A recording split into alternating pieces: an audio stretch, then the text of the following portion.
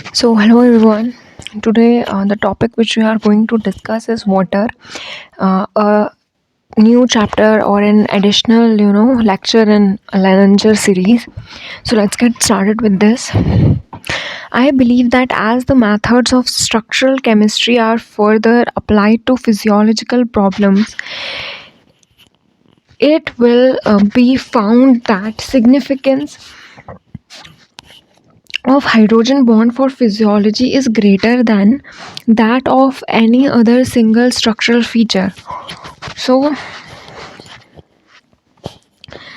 ये एक साइंटिस्ट हैं, लीनियस लीनस पॉलिंग।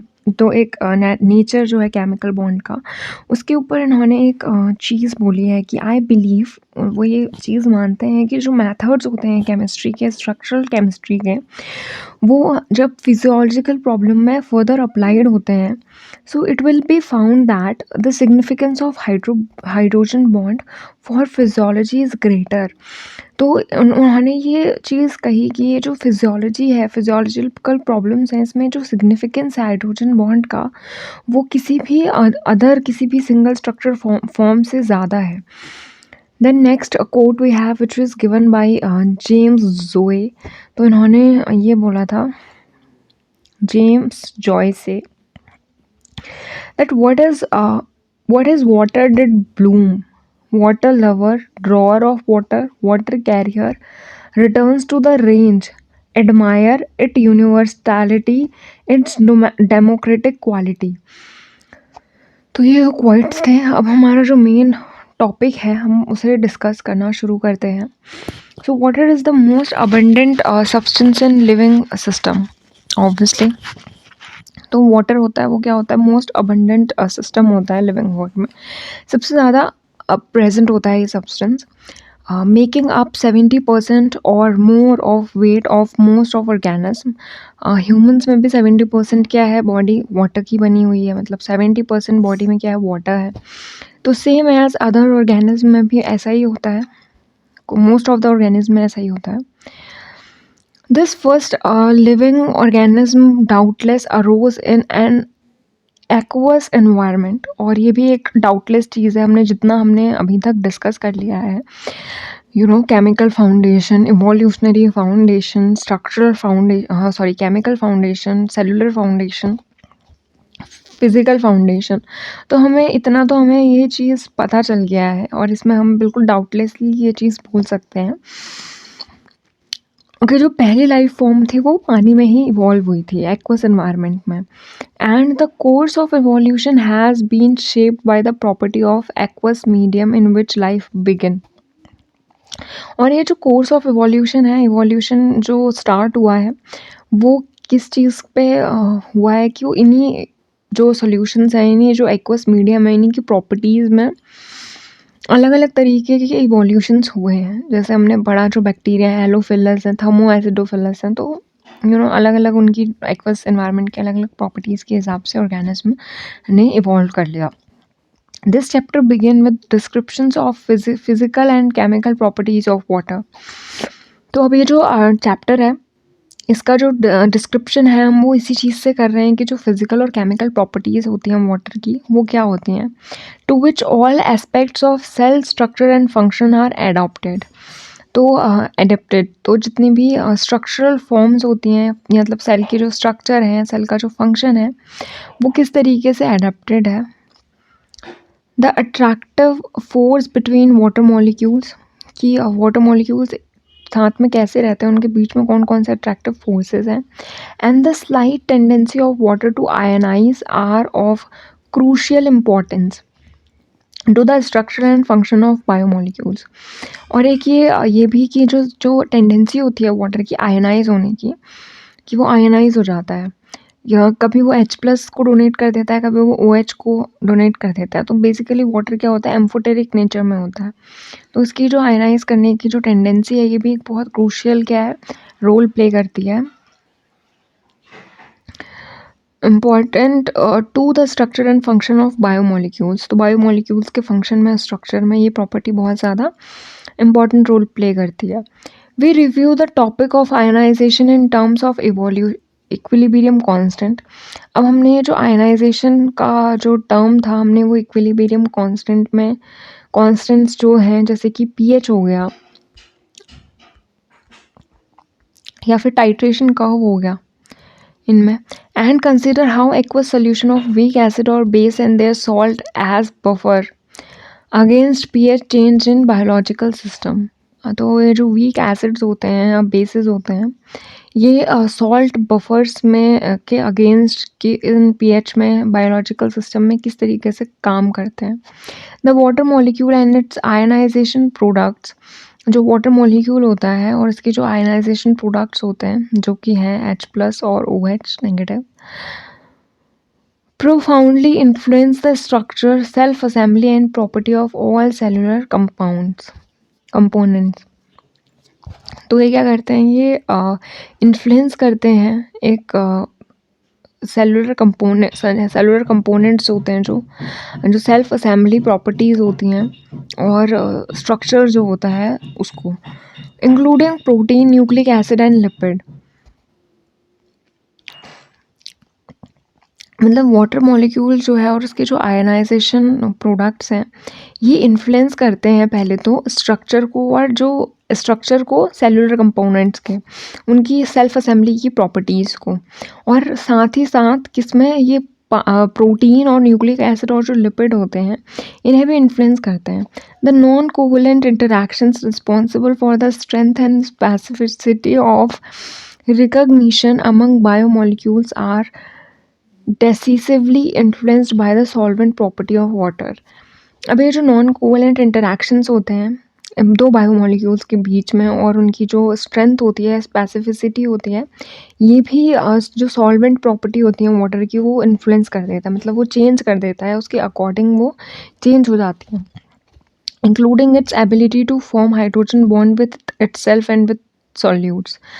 तो अगर वाटर प्रेजेंट है एज अ सॉल्वेंट तो उस जो पर्टिकुलर कंपाउंड है या फिर जो भी मॉलिक्यूल है, बायोमॉलिक्यूल है, उसकी क्या है, जो हाइड्रोजन बॉन्ड बनाने की जो प्रॉपर्टीज़ हैं वो भी चेंज होती हैं सॉल्यूट के साथ भी और ख़ुद के साथ भी। अब तो इसमें पहला जो टॉपिक है वो है weak interactions in aqueous solution, aqueous system. तो अब ये जो वीक इंटरैक्शंस होते हैं एक्वस सिस्टम में वो क्या होते हैं? Hydrogen bonds between water molecules provide the cohesive force that make water a liquid at room temperature and that favours the extreme ordering of molecule. तो अभी जो हाइड्रोजन बॉन्ड है दो वाटर मॉलिक्यूल्स के बीच में, ये किस वजह से होता है? ये कोहेसिव फोर्स लगता है उनमें। अब कोहेसिव फोर्स लगता है तो क्या होता है, ये क्या करता है, वाटर को लिक्विड करता है रूम टेम्परेचर में, मतलब जब वो रूम टेम्परेचर में होता है तो वो लिक्विड फॉर्म में होता है। वैसे ही जब हम उस मॉलिक्यूल को मतलब थोड़ा ज़्यादा उसमें उसका टेम्परेचर थोड़ा कम कर देते हैं तो ये क्या करता है, एक टिपिकल क्रिस्टलाइन स्ट्रक्चर का फॉर्मेशन करता है जिसे हम आइस बोलते हैं। Now polar biomolecules dissolve readily in water. अब जैसे जो पोलर बायोमोलिक्यूल्स होते हैं वो पानी में बहुत इजीली क्या होते हैं, डिसॉल्व हो जाते हैं, जिनमें पोल्स प्रेजेंट है, जिसमें एक पॉजिटिव एंड और एक नेगेटिव एंड है, because they can replace water interactions with more energetically flavor water soluble interactions। और ये हो क्यों रहा है, हम अभी तक हमने ये पढ़ा था कि जो पोलर बायोमोलिक्यूल्स होते हैं वो क्या होते हैं, वो डिसॉल्व हो जाते हैं वाटर में, बट क्यों होते हैं? तो उसके पीछे का रीज़न ये है कि जो उनके जो पोल्स हैं वो क्या करते हैं, वो रिप्लेस कर देते हैं वाटर की इंटरैक्शंस को, और उसमें थोड़ी ज़्यादा एनर्जी को लगा के उसको थोड़ा ज़्यादा एनर्जेटिकली फेवरेबल करके। In contrast, non-polar biomolecules interferes with water-water interactions but are unable to form water-solute interactions। तो अब ये जो कॉन्ट्रास्ट है इसमें ये क्या है कि जो नॉन पोलर बायोमोलिक्यूल्स होते हैं वो इंटरफेयर करते हैं इस वाटर इंटरैक्शन में, but they are not able to form a water soluble interaction. मतलब कि जो नॉन पोलर है, अब जो पोलर है उन्होंने तो पोल्स अपने जो उनके पोल्स हैं उन्होंने अकॉर्डिंगली वाटर के साथ रिएक्शन कर लिया, बट जो नॉन पोलर बायोमोलिक्यूल्स हैं उनमें जो वाटर और वाटर का इंटरैक्शन है वो नहीं होता है। मतलब उन मॉलिक्यूल्स का वाटर के साथ इंटरेक्शन नहीं होता है, इसीलिए वो सॉल्यूबल नहीं होते हैं, वो नहीं घुल पाते वाटर में अच्छे से। Consequently non polar molecules are poor soluble in water. तो इसीलिए वो पुअर सॉल्यूबल हैं क्योंकि उनका वाटर के साथ अच्छे से इंटरेक्शन नहीं हो रहा है। In aqueous solution non polar molecules tends two cluster together. तो अब ये जो एक्वस सोल्यूशन होती हैं इसमें क्या होती है, और जो नॉन पोलर मॉलिक्यूल्स हैं ये क्या हो रहे हैं, ये एक क्लस्टर में साथ में एक क्लस्टर बना दे रहे हैं, साथ में आके एक कोगुलेशन टाइप की कर दे रहे हैं, जिस वजह से वो क्या है, अनसॉल्यूबल है। Hydrogen bonds and ionic hydrophobic, that is water faring and van der Waal interaction are individually weak। तो ये जो हाइड्रोजन बॉन्ड होते हैं और ये जो आयनिक होते हैं, हाइड्रोफोबिक होते हैं, जो ये van der Waal इंटरेक्शंस होते हैं ये वीक होते हैं, but collectively they have a very significant influence on the three-dimensional structure of protein, nucleic acid, polysaccharide and membrane lipids। लेकिन इनका क्या होता है, जो जैसे हाइड्रोजन बॉन्ड होते हैं, आयनिक होते हैं, हाइड्रोफोबिक होते हैं, van der Waal इंटरेक्शंस होते हैं, जो ये बहुत वीक होते हैं, वीक फोर्सेस होते हैं, but collectively they have a very significant influence. लेकिन जब अगर हम इनको साथ में लें तो इनका बहुत एक बड़ा सिग्निफिकेंस होता है किसी भी न्यूक्लिक एसिड, प्रोटीन या फिर मेम्ब्रेन लिपिड के 3 डायमेंशनल स्ट्रक्चर को बनाने के लिए। Next topic which we have is hydrogen bonding gives water its unusual properties. अब जो वाटर की अनयूजुअल प्रॉपर्टीज़ हैं, वो अनयूजुअल प्रॉपर्टीज़ क्या हैं, वो अनयूजुअल प्रॉपर्टीज़ हैं वाटर का हाई मेल्टिंग पॉइंट, यानी कि बहुत हाई मेल्टिंग पॉइंट होता है, हाई बॉइलिंग पॉइंट भी होता है, and heat of vaporisation that then most of the common solvents. और इसकी जो हीट ऑफ वेपराइजेशन होती है वो ज़्यादा होती है। These unusual properties are a consequence of attraction between adjacent water molecule that gives liquid water great internal cohesion। तो ये सब है इनके खुद के इंटरेक्शंस की वजह से, खुद के एडजेसेंट वाटर मॉलिक्यूल जो होते हैं उनकी जो इंटरनल कोहेसिव फोर्स होते हैं उसके वजह से। And look at the electron structure of H2O molecule reveals the case of these intermolecular attractions.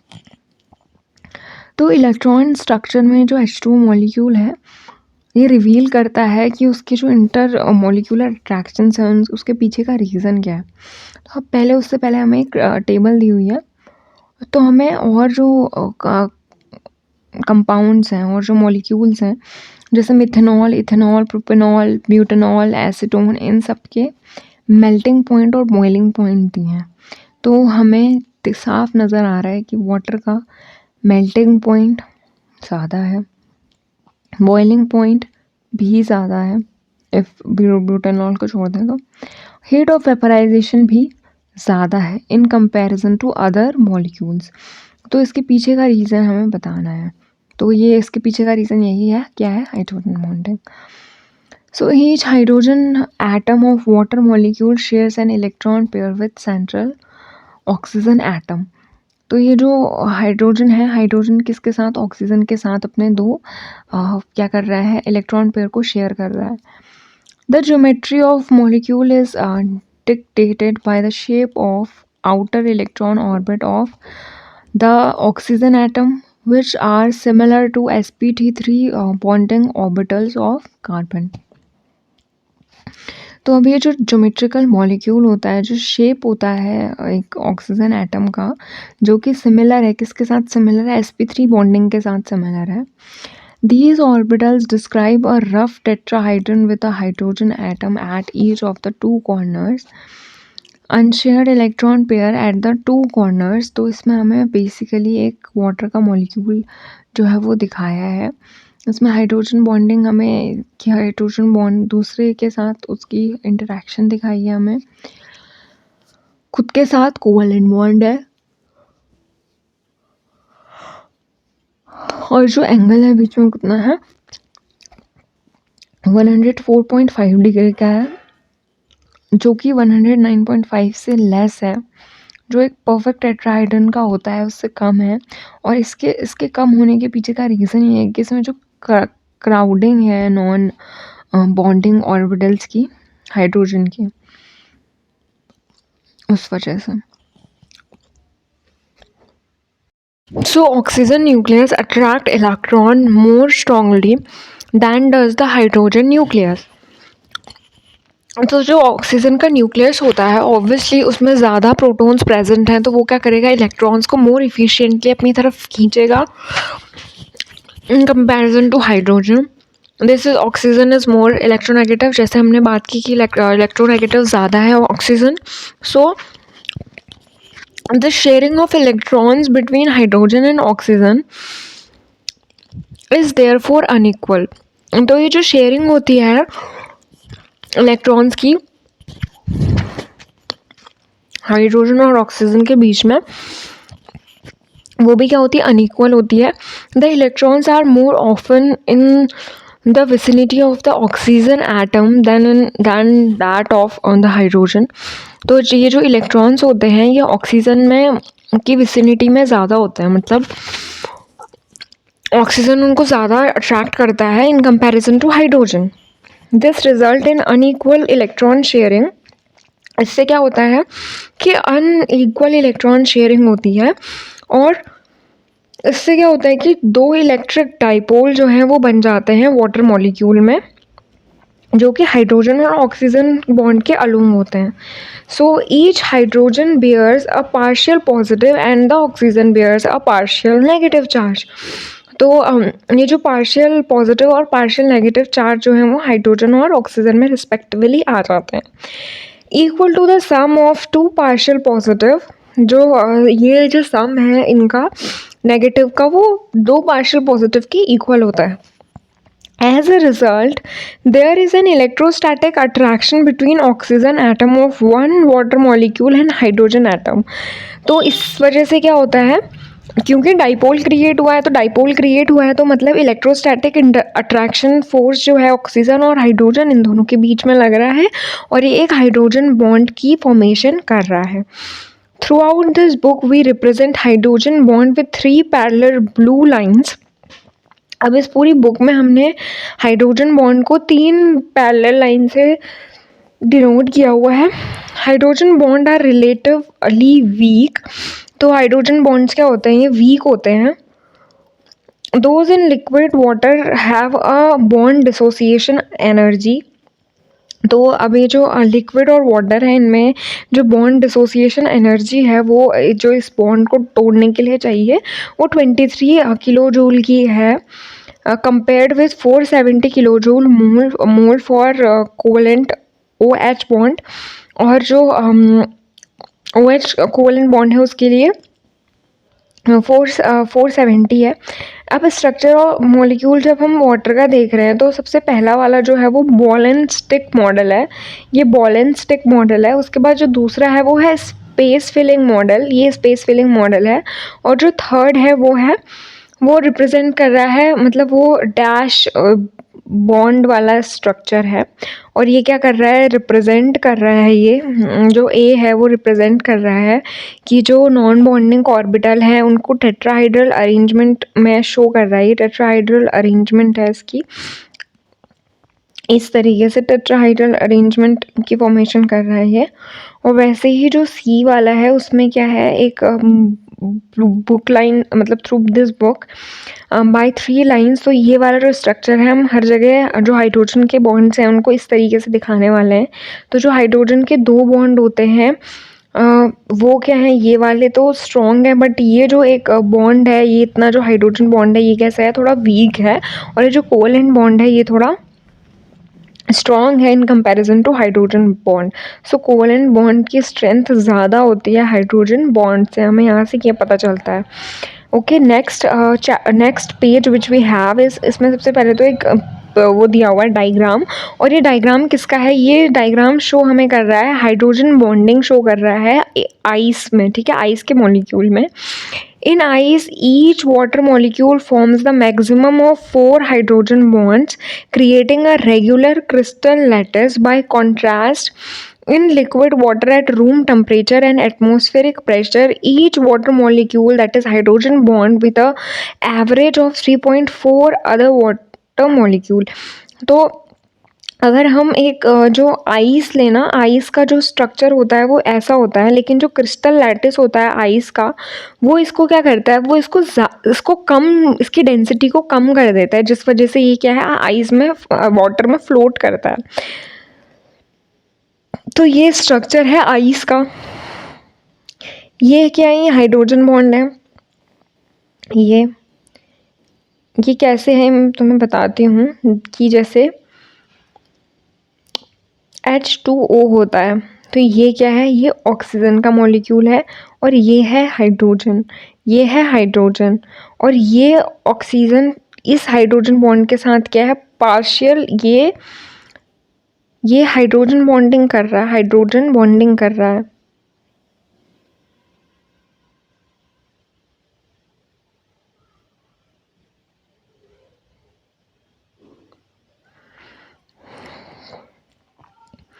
तो ये इस तरीके से है। अब हम थ्योरी पढ़ते हैं इसकी। तो यहाँ तक हमने पढ़ लिया था, पर कुछ है नहीं। सो क्या है, जो कोवेलेंट OH बॉन्ड है उसकी जो थी स्ट्रेंथ हमने देख ली। अब जो ये C और C कोवेलेंट बॉन्ड है, इनकी 348 किलोजूल होती है energy. So the hydrogen bond is about 10% covalent. तो अब ये जब हम एक हाइड्रोजन बॉन्ड की बात कर रहे हैं, तो हाइड्रोजन बॉन्ड क्या है, 10% वो कोवेलेंसी शो कर रहा है due to overlaps in the bonding orbital. और ये 10% कोवेलेंसी इसीलिए शो कर रहा है क्योंकि ये क्या कर रहा है, ओवरलैपिंग कर रहा है। एंड अबाउट 90% इलेक्ट्रोस्टैटिक, और इलेक्ट्रोस्टैटिक है 90% क्योंकि ये पोलर क्या शो कर रहा है, पोल्स को शो कर रहा है, एक पॉजिटिव पोल है, एक नेगेटिव पोल है। At room temperature the thermal energy of an aqueous solution. तो रूम टेम्परेचर में क्या होता है, जो थर्मल एनर्जी होती है एक्वस सोल्यूशन की, the kinetic energy of motion of the individual atom and molecule is of the same order of magnitude as that required to break hydrogen bonds. तो अब ये जो रूम टेम्परेचर है, room temperature में जो thermal energy होती है aqueous solution की, थर्मल एनर्जी एक्वस सॉल्यूशन की क्या होती है, जो काइनेटिक एनर्जी होती है जो मॉलिक्यूल्स के मोशन के बीच में होती है, वो सेम ऑर्डर की होती है, उनका जो मैग्नीट्यूड होता है वो सेम ऑर्डर का होता है। और इसको क्या चाहिए होता है, हाइड्रोजन बॉन्ड की ब्रेक की जो रिक्वायरमेंट होती है। When water is heated, the increase in temperature reflects the faster motion of individual water molecule.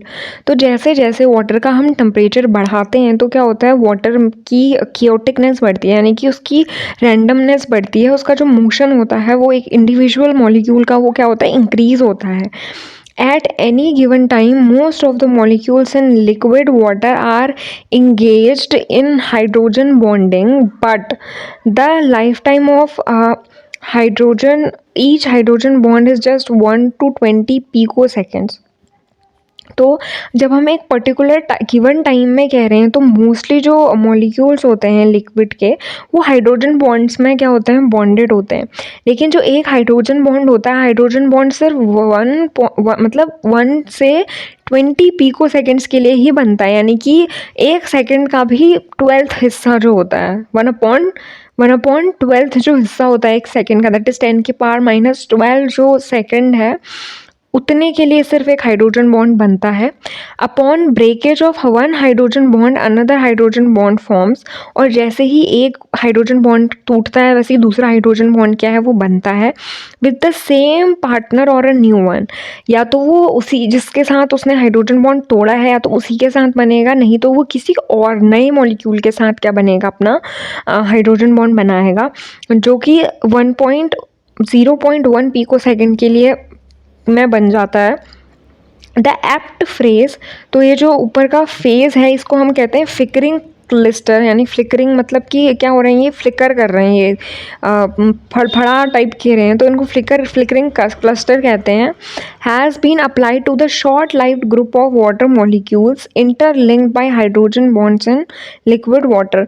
तो अब ये जो हमने अप्लाई किया इसमें ये क्या है, शॉर्ट लाइव्ड ग्रुप है वाटर मॉलिक्यूल के, और ये एक दूसरे के साथ क्या है, इंटरलिंक्ड है हाइड्रोजन बॉन्ड से, किसमें, लिक्विड वाटर में. So the sum of all the hydrogen bonds between H2O molecule confirms great in internal cohesive और लिक्विड वाटर. तो ये जो सम होता है हाइड्रोजन बॉन्ड्स का, जो H2O मॉलिक्यूल्स हैं, जो जितने भी H2O मॉलिक्यूल्स होते हैं उनमें जो हाइड्रोजन बॉन्ड का सम होता है वो कंफर्म करता है जो उनका इंटरनल कोहेशन होता है एक लिक्विड का. तो इसके किसको क्या कंफर्म करता है, वो great inter cohesion of liquid water. तो ये बताता है कि जो वाटर मॉलिक्यूल हैं उनके अंदर कोहेसिव फोर्स जो है वो बहुत अच्छा लग रहा है. Extended network of hydrogen bonded water molecules also forms bridge between solute. अब ये जो एक extended network है इन हाइड्रोजन बॉन्ड्स का, इन हाइड्रोजन बॉन्ड्स के मॉलिक्यूल का, ये एक ब्रिज की फॉर्मेशन करता है. ब्रिज मतलब ब्रिज जो है, ये ब्रिज की फॉर्मेशन किन के बीच में कर रहा है, तो ये ब्रिज की फॉर्मेशन कर रहा है दो सॉल्यूट के मॉलिक्यूल से बीच में. या तो वो प्रोटीन है या फिर वो न्यूक्लिक एसिड है, मतलब इनके एग्जाम्पल है. That allow the large molecule to interact with each other over distance of several nanometer without physically touching. तो ये क्या करता है, ये जो ब्रिज है ये ऐसे फॉर्म हो रहा है कि ये क्या है, जो लार्ज मॉलिक्यूल्स हैं, मतलब जो लार्जर मॉलिक्यूल्स हैं उनके इंटरैक्शन को, उनको इंटरैक्ट करने को ये अलाउ कर रहा है. बी ये कितनी ही सेवरल नैनोमीटर की डिस्टेंस में ही क्यों ना प्रेजेंट हो, एक दूसरे को टच किए बिना ये क्या कर रहा है, उनको इंटरैक्ट करवा रहा है. The nearly tetrahedral arrangement of the orbital about the oxygen atom, और ये क्या है, एक टेट्राहाइड्रल अरेंजमेंट होती है ऑक्सीजन एटम की, allows each water molecule to form hydrogen bonds with as many as 4 neighbouring water molecule.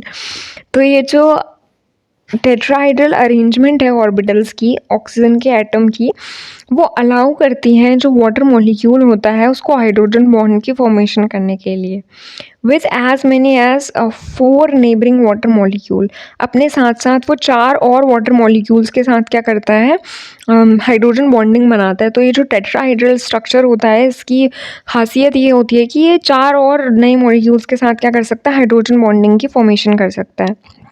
In liquid water at room temperature and atmospheric pressure, however, water molecules are disorganized and in continuous motion. अब जब हम एक water की बात कर रहे हैं जो कि रूम टेम्परेचर में है और जो कि एटमॉस्फेरिक प्रेशर उसको मिल रहा है, तो वो जो वाटर मॉलिक्यूल है वो कैसा है, वो डिसऑर्गेनाइज्ड है, मतलब वो ऑर्गेनाइज्ड नहीं है और वो कंटिन्यूली क्या कर रहा है, मूव कर रहा है, यानी उसका मोशन हो रहा है. So that each molecule form hydrogen bond with an average of only 3.4 other molecules. तो ये कोई ऐसी स्पेसिफिक कंडीशन हम उसको प्रोवाइड नहीं कर रहे हैं. तो एक जो भी मॉलिक्यूल होगा वाटर का वो अपने से कितने 3.4 जो है दूसरे मॉलिक्यूल्स के साथ क्या कर रहा है, इंटरैक्शन कर रहा है, उनके साथ हाइड्रोजन बॉन्ड की फॉर्मेशन कर रहा है. In ice, on the other hand, each water molecule is fixed in shape, fixed in space, and forms hydrogen bonds with a full complement of 4 other water molecules to yield a regular lattice structure. अब जब हम ice की बात कर रहे हैं तो ice में क्या होता है, जो वाटर होता है वो एक फिक्स्ड शेप का होता है और वो एक हाइड्रोजन बॉन्ड की फॉर्मेशन करता है जो फुल्ली कॉम्प्लीमेंट करता है दूसरे जो 4 मॉलिक्यूल्स होते हैं उनको, और उनके साथ एक रेगुलर लैटिस की क्या करता है, फॉर्मेशन करता है. Breaking a sufficient proportion of hydrogen bonds to destabilize the crystal lattice of ice requires much thermal energy. तो अब ये जो है क्या है, जो ये ब्रेकिंग है एक हाइड्रोजन बॉन्ड की, उसको मतलब ये जो जब हमें एक क्रिस्टल को क्या करना है, डीस्टेबलाइज करना है, तो हमें एक प्रॉपर या सफिशिएंट प्रोपोर्शन चाहिए होता है ये जो हाइड्रोजन बॉन्ड है इसको तोड़ने का, तो so that it sufficiently can destabilise. Now which accounts for the relatively high melting point. तो अब इसके लिए हमको क्या चाहिए होगा कि उसका जो रिलेटिवली जो मेल्टिंग पॉइंट है वो कैसा हो, वो हाई हो. When ice melts or water evaporates, heat is taken up by the system. तो अब जब आइस जो है वो मेल्ट होती है और जो वाटर जब उसको वेपर्स में चेंज करते हैं हम, तो जो हीट होती है वो क्या होती है, हम सिस्टम से बाहर लेते हैं आइस को मेल्ट करने के लिए, मतलब उसे वाटर को इवेपोरेट करने के लिए। मतलब जो सिस्टम है वो लेता है हीट को, ठीक है, बाहर सराउंडिंग से सिस्टम लेता है, तभी तो आइस मेल्ट होती है। जो हीट एब्जॉर्ब करेगी तभी तो मेल्ट होगी। तो अब H2O जो सॉलिड है वो H2O जब लिक्विड में कन्वर्ट हो रहा है तो वो प्लस 5.9 किलो जूल की जो एनर्जी है वो ले रहा है। उसके बाद जो H2O है जो लिक्विड फॉर्म में है, जब वो गैसियस में चेंज हो रहा है तो प्लस 44 किलो जूल पर मोल वो क्या ले रहा है, हीट ले रहा है। सो ड्यूरिंग मेल्टिंग और evaporation the entropy of the aqueous system increases और more highly ordered array of water molecule relax into the less orderly hydrogen bond array in liquid water और the wholly disordered gaseous state. तो ये जो melting और evaporation की process होती है, इसमें क्या होती है, जो एंट्रोपी होती है एक एक्वस सिस्टम की, वो क्या होती है, इंक्रीज़ होती है। तो अब एंट्रोपी जब इंक्रीज़ हो रही है तो इसका ये मतलब है कि जो डिसऑर्डरनेस है वाटर की वो हो रही है। तो ये क्या हो रहा है, ये हो रहा है। तो eight room temperature both the melting of ice and the evaporation of water occur spontaneously. तो अब रूम टेम्परेचर में क्या होता है कि आइस का मेल्ट होना, वाटर का इवेपोरेट होना, दोनों एक स्पॉन्टेनियस प्रोसेस होती हैं, यानी वन डायरेक्शनल प्रोसेस है। The tendency of water molecule to associate through hydrogen bonds is overweighted by the energetic plus towards randomness।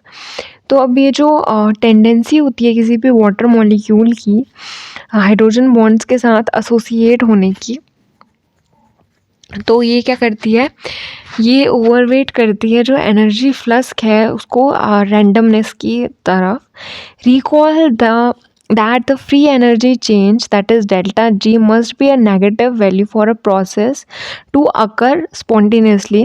तो इससे पहले जो हमने फिज़िकल फाउंडेशन पढ़ी थी तो उसमें हमने ये सारी चीज़ें पढ़ी थी, गिब्स एनर्जी पढ़ी थी।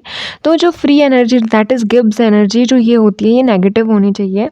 सो delta H minus T delta S। तो इसमें जो ड्राइविंग फोर्स है दैट डेल्टा H, जो इंथैल्पी चेंज है for making and breaking hydrogen bonds, और जो रैंडमनेस है तो इसमें जो डेल्टा H है वो कैसी होनी चाहिए, वो पॉजिटिव वैल्यू होनी चाहिए, और जो एंट्रोपी है वो इसमें क्या होनी चाहिए, क्लियरली इंक्रीज़ होनी चाहिए। तभी जो डेल्टा G है उसकी वैल्यू कैसी होगी, नेगेटिव होगी। एंड जो ये है ये इसका ट्रांसफॉर्मेशन क्या करेगी, डिराइव करेगी। Now the next we have is water forms hydrogen bonds with polar solutes. तो अभी जो वाटर है ये हाइड्रोजन बॉन्ड की फॉर्मेशन करता है पोलर सॉल्यूट्स में। अब वो कैसे, hydrogen bonds are not unique to water. तो ये जो हाइड्रोजन बॉन्ड होते हैं ये यूनिक नहीं होते हैं वाटर के लिए। They readily form between an electronegative atom the hydrogen acceptor using oxygen और nitrogen with lone pair of electron and hydrogen atom covalently bonded to electronegative atom. तो अब ये जो हाइड्रोजन बॉन्ड है, मतलब है ये जो हाइड्रोजन बॉन्ड है ये पोलर सॉल्वेंट्स के साथ जो है वाटर वो बना लेता है। इसमें उसको एडिशनल कुछ नहीं करना होता है, बस उसे हाइड्रोजन बॉन्ड की फॉर्मेशन करनी होती है। ये हाइड्रोजन बॉन्ड जो है जब ये कार्बन के साथ है तो ये कोवलेंट बॉन्ड बना रहे हैं, लेकिन ये जो कोवलेंट बॉन्ड है ये पार्टिसिपेट नहीं करता है हाइड्रोजन के बॉन्ड में, because carbon is only hydrogen acceptor in usual oxygen और nitrogen. The hydrogen donor is another electronegative atom. तो ये जो कॉमन हाइड्रोजन बॉन्ड है जो हमें बायोलॉजिकल सिस्टम में मिलते हैं वो ये हैं कि ये NH जो है ये NH के साथ ये N बना रहा है, ये एक हाइड्रोजन बॉन्ड की फॉर्मेशन कर रहा है। उसके बाद NH कर रहा है CO के साथ, फिर OH के साथ हो रही है हाइड्रोजन बॉन्डिंग, उसके बाद नाइट्रोजन के साथ हो रही है OH की बॉन्डिंग। तो ये इस तरीके से हाइड्रोजन एक्सेप्टर ये हैं, और ये हाइड्रोजन को डोनेट करने वाले हाइड्रोजन जो डोनर हैं वो इधर लिखे हुए हैं। Now next we have is slightly more electronegative than hydrogen, and thus the CH bond is only very weakly polar. तो अब ये जब हाइड्रोजन बॉन्ड की बात कर रहे हैं तो ये स्लाइटली जब अगर इलेक्ट्रोनेगेटिव है तो ये क्या है, ये सिर्फ वीक पोलर बॉन्ड्स की फॉर्मेशन करे. So the distinction explains why जो ब्यूटेनॉल होता है has a relatively higher boiling point, whereas butane has a boiling point of only 0.5 degree Celsius. तो अभी जो ब्यूटेनॉल होता है इसमें OH प्रेजेंट है, तो OH के प्रेजेंस से क्या होता है, हाइड्रोजन बॉन्डिंग होती है, इसीलिए इसका क्या है, बॉइलिंग पॉइंट थोड़ा हाई है. और ब्यूटेन में कोई भी O प्रेजेंट नहीं है, तो इसमें कोई भी H बॉन्डिंग का ऐसा कुछ पर्पस, ऐसा कुछ चीज़ नहीं है, इसीलिए ये क्या है, इसका बॉइलिंग पॉइंट क्या है, वो बहुत कम है. So butanol has a polar hydroxyl group. तो जैसे मैंने बोला कि ब्यूटेनॉल के पास क्या है, एक हाइड्रोक्सिल ग्रुप है, एंड दस can form in intermolecular hydrogen bonding. इसीलिए ये क्या कर सकता है, एक इंटरमोलिक्यूलर हाइड्रोजन बॉन्डिंग बना सकता है. Uncharged but polar biomolecules such as sugar dissolve readily in water because of the stabilizing effect of hydrogen bonds between the hydroxyl group and carbonyl oxygen of the sugar. तो ये जो अनचार्ज polar biomolecules होते हैं sugar के, जब वो पानी के साथ डिज़ोल्व होते हैं तो वो उनकी स्टेबिलिटी के लिए, उनमें जो स्टेबलाइजिंग इफेक्ट लगता है वो कैसे लगता है, हाइड्रोजन बॉन्डिंग से. So hydroxyl group and carbonyl oxygen of the sugar and the polar water molecules जैसे कि alcohol, aldehydes, ketones and compounds contain NH bonds all forms hydrogen bonds with water molecule. तो ये जो alcohol होते हैं, aldehyde होते हैं, ketones होते हैं, या ये जो अदर कंपाउंड्स होते हैं, तो ये क्या कंटेन करते हैं, ये इनमें NH बॉन्डिंग होती है प्रेजेंट. तो ये क्या बनाते हैं, ये जितने भी फॉर्म्स होते हैं हाइड्रोजन बॉन्ड्स के, वो वाटर मॉलिक्यूल के साथ मतलब क्या होते हैं, सॉल्यूबल होते हैं, और ये इनकी सॉल्युबिलिटी का रीज़न होता है कि ये हाइड्रोजन बॉन्डिंग बनाते हैं. So hydrogen bonds are stronger when the bonded molecule are oriented to maximise electrostatic interaction. और ये जो हाइड्रोजन बॉन्ड्स हैं, हाइड्रोजन बॉन्ड्स स्ट्रॉन्गेस्ट इसीलिए भी होते हैं, ये स्ट्रॉन्ग ये तब होते हैं जब इनमें जो इलेक्ट्रोस्टैटिक इंटरैक्शन होता है वो मैक्सिमम होता है, while which occur when the hydrogen atom and the two atoms that share it are in a straight line. और ये जो इलेक्ट्रोस्टैटिक इंटरैक्शन है ये मैक्सिमम तब होता है जब जो हाइड्रोजन बॉन्ड है और वो जिस एटम के साथ अपना मतलब बॉन्ड शेयर कर रहा है वो दोनों एक ही लाइन में प्रेजेंट हो, यानी स्ट्रेट लाइन में प्रेजेंट हो. This is when the acceptor atom is in line with the covalent bond between the donor atom and H. तो ये तब होता है जब जो कोवैलेंट बॉन्ड है वो किसके बीच में, जो डोनर है और जो हाइड्रोजन है उनके बीच में सिर्फ सेम लाइन का होता है. Hydrogen bonds are thus highly directional and capable of holding two hydrogen molecules और ग्रुप. इधर जो हाइड्रोजन होता है, हाइड्रोजन जो बॉन्डिंग होती है वो हाईली डायरेक्शनल होती है and capable of holding two hydrogen molecules or groups in a specific geometric arrangement. और ये जो हाइड्रोजन बॉन्डिंग होती है, हाइड्रोजन जो बॉन्ड्स बनते हैं मॉलिक्यूल्स के बीच में या ग्रुप्स के बीच में, वो एक स्पेसिफिक ज्योमेट्रिक अरेंजमेंट के होते हैं. As we shall see later, this property of hydrogen bonding confirms very precise three-dimensional structure of on protein and nucleic acid molecules, which have many intramolecular hydrogen bonds. तो ये जो hydrogen bonding है molecules की या groups की, वो specific geometric arrangement की होती है. जैसे कि हमने उसको पहले देखा है, उसकी जो प्रॉपर्टीज़ होती हैं हाइड्रोजन बॉन्ड्स की वो कंफर्म होती हैं प्रिसाइजली किसमें, 3 डायमेंशनल स्ट्रक्चर में, प्रोटीन के या फिर न्यूक्लिक एसिड के। और ये क्या बनाते हैं, बहुत सारे इंट्रामोलिक्यूलर हाइड्रोजन बॉन्ड्स की फॉर्मेशन करता है। तो हमें कुछ डायग्राम्स दिए हैं, सम बायोलॉजिकल इंपॉर्टेंट हाइड्रोजन बॉन्ड्स, जैसे ये थायमीन और एडेनिन है, ये एक दूसरे के साथ हाइड्रोजन बॉन्डिंग से जुड़े हुए हैं। Then we have between complementary basis of DNA, तो यहाँ पे है between hydroxyl group of an alcohol and water. तो ये जो हाइड्रोक्सिल ग्रुप है वो और जो एल्कोहल है उन दोनों के बीच में जो है क्या है, हाइड्रोजन बॉन्डिंग है। फिर हमारे पास एक है यहाँ पे कार्बोनिल ग्रुप जो कि कीटोन का है और जो वाटर है उन दोनों के बीच में। फिर है between peptide group in poly peptides, इनके बीच में। तो ये हमारा एक डायग्राम जो ये है। और दूसरा है डायरेक्शनैलिटी ऑफ हाइड्रोजन बॉन्ड। तो डायरेक्शनैलिटी क्या है कि जब ये एक लाइन पे प्रेजेंट है, ये एक स्ट्रेट पे प्रेजेंट है, तो ये क्या है, स्ट्रॉन्ग हाइड्रोजन बॉन्ड है। और जब ये कर्व, मतलब this is not an straight line, so this is an weak hydrogen bonding and this is a strong hydrogen bonding. तो ये हमने जो ये वाला पैराग्राफ डिस्कस किया, हमने उसमें यही डिस्कस किया कि जब एक जो दो एटम्स हैं जब वो एक स्ट्रेट लाइन पे शेयर कर रहे हैं हाइड्रोजन बॉन्डिंग को, तो वो कैसे होते हैं, वो स्ट्रॉन्ग होते हैं।